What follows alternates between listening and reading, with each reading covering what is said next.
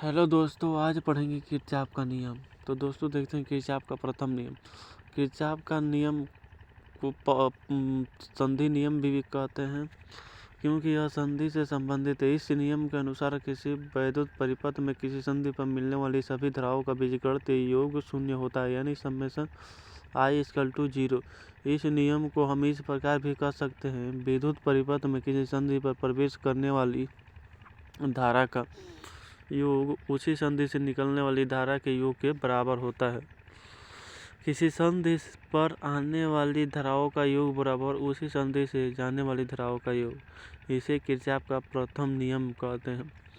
यह नियम आवेश संरक्षण के नियम पर आधारित है।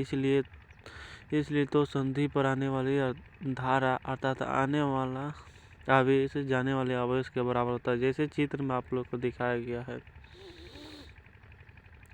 I1 + I2 = I3 + I4 + I5, जैसे आप लोग चित्र में देख रहे हैं। चित्र को ध्यान में देखिए, इसमें 5 धाराएं दिखाई दे रही हैं। I1 व I2 धाराएं संधि में प्रवेश कर रही हैं, जबकि I3, I4, I5 धाराएं संधि से बाहर निकाल रही है। किरचॉफ के नियम से संधि पर प्रवेश करने वाली धाराओं का योग बराबर संधि से निकलने वाली धाराओं का योग, जैसे चित्र में आप लोग देखें। किरचॉफ का द्वितीय नियम। किरचॉफ के दूसरे नियम को लूप का नियम भी कहते हैं, क्योंकि यह लूप से संबंधित है। इस नियम के अनुसार किसी बंद परिपथ या लूप में परिपथ का परिणामी विद्युत वाहक बल परिपथ के सभी अवयवों के सिरों पर उत्पन्न विभवांतरों के योग के बराबर होता है, या बंद परिपथ या लूप में प्रतिरोधों के सिरों पर उत्पन्न विभवांतर का बीजगणितीय योग उस परिपथ में स्थित सेलों के विद्युत वाहक बलों के बीजगणितीय योग के बराबर होता है, यानी समेशन I×R = समेशन एप्सिलॉन। इस समीकरणों को किसी परिपथ में लागू करने के लिए चिन्हों का ध्यान रखना पड़ता है। पहला, परिपथ में विद्युत धारा की दिशा में चलने पर प्रतिरोध के सिरों पर विभवांतर का मान धनात्मक लेते हैं, तथा धारा के विपरीत दिशा में चलने पर प्रतिरोध के सिरों पर विभवांतर ऋणात्मक लेते हैं। दूसरा पॉइंट, परिपथ में विद्युत धारा की दिशा में चलने पर रास्ते में सेल के ऋण सिरे से धन सिरे की ओर चलने पर विद्युत वाहक बल धनात्मक लेते हैं, तथा सेल के धन सिरे से ऋण सिरे की ओर चलने पर विद्युत वाहक बल को ऋणात्मक लेते हैं, जैसे चित्र में दिखाया गया है। एक कोई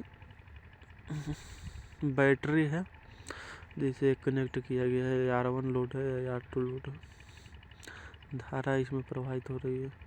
हमें निम्न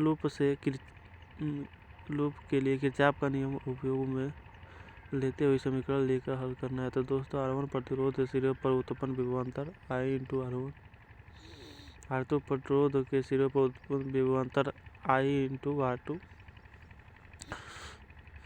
चिन्हों का ध्यान रखते हुए विभवांतर I×R1 तथा I×R2 को धनात्मक लेते हैं, तथा सेल में ऋण टर्मिनल से धन टर्मिनल की तरफ चला जा रहा है, अतः सेल का विद्युत वाहक बल भी धनात्मक होता है। किरचॉफ के द्वितीय नियम से प्रतिरोधों के सिरों पर उत्पन्न विभवांतर का बीजगणितीय योग बराबर सेलों के विद्युत वाहक बलों का बीजगणितीय योग, यानी Vs = I_R1 + I_R2, यानी Vs = I को बाहर निकालेंगे ब्रैकेट में R1 + R2, यानी Vs = I_R2, जहाँ RT = R1 + R2।